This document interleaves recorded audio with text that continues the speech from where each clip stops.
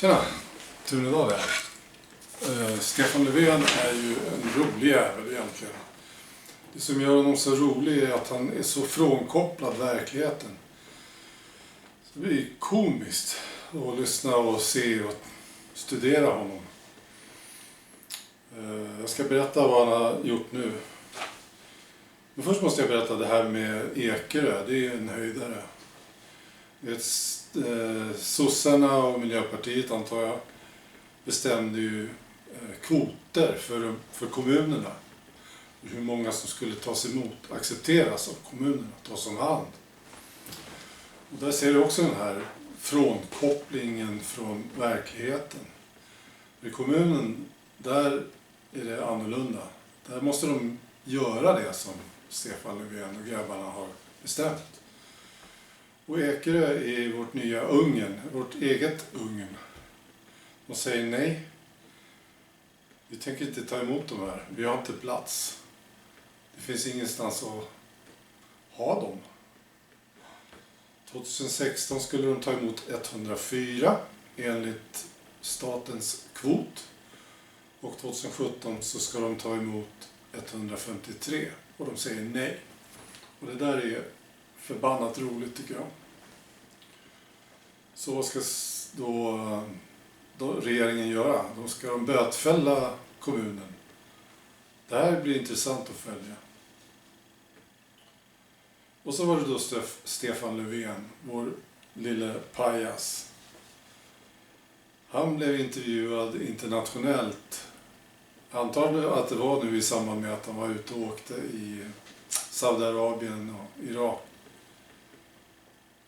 Jag kommer inte ihåg vad tidningen hette, men han blev tillfrågad om det här problemet vi har i Sverige med ökat sexuellt våld. Det är ju en dramatisk ökning av det sexuella våldet i Sverige.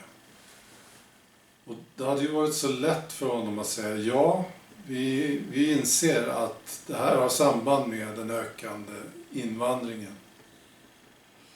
Men det gör han inte. Alla som är något sånär insatta i det här, de ser ju sambandet. Vi har en viss mängd våldtäkter i Sverige. Och så drar vi upp massinvandringen och så ökar våldtäkterna dramatiskt. Så det är ingen fråga egentligen. Man borde egentligen bara kunna säga ja, det är sant. Massinvandringen har gett oss problem av det här slaget. Hade han bara sagt det så hade det varit schysst. Och det var okej i alla fall. Nej, men det säger han inte. Han säger så här.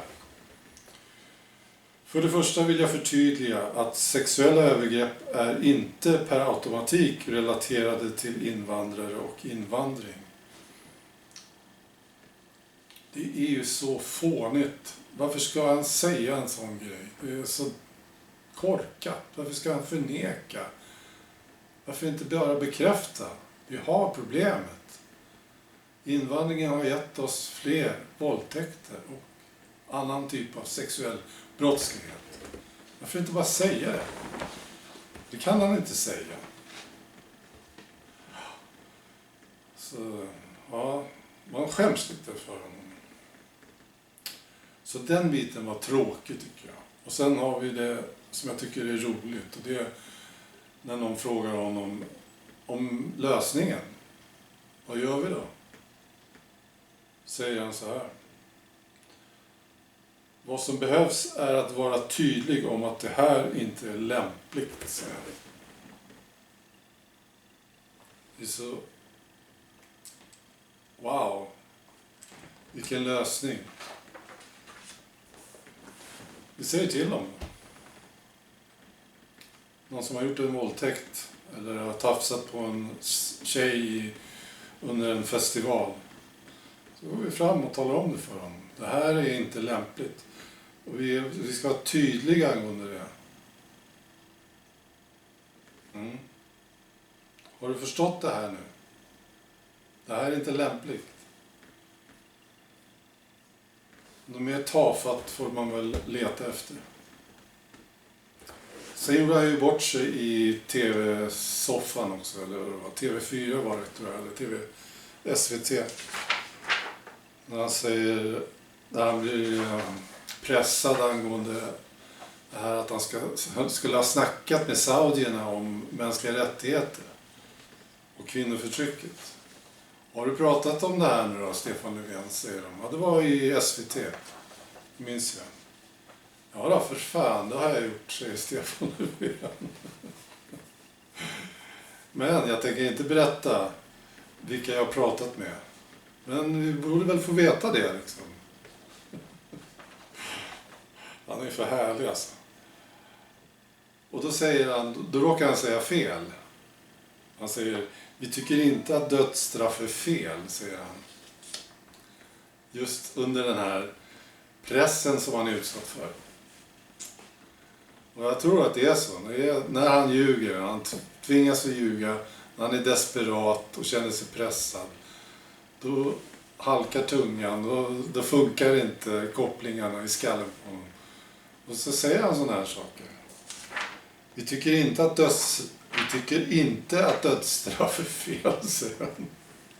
Ja. Jag undrar om sossarna skäms för sin ledare nu. Eller tycker de att han är hjälte fortfarande? Det skulle bli kul. Det skulle vara kul att veta vad de tycker om Stefan Löfven nu. Jag har sett en del kritik mot honom på senare tid, men det är ganska tyst. Sitter nog bara där och håller tummarna. Jag hoppas det här kommer att gå bra nu ändå. Hoppas han fixar det här liksom. Och snart kommer valrörelsen och då kanske vi kan få till det på något jävla sätt. Så att vi inte får ett katastrofval. Lycka till, sossar. Det här blir tufft för er. Okej. Hej.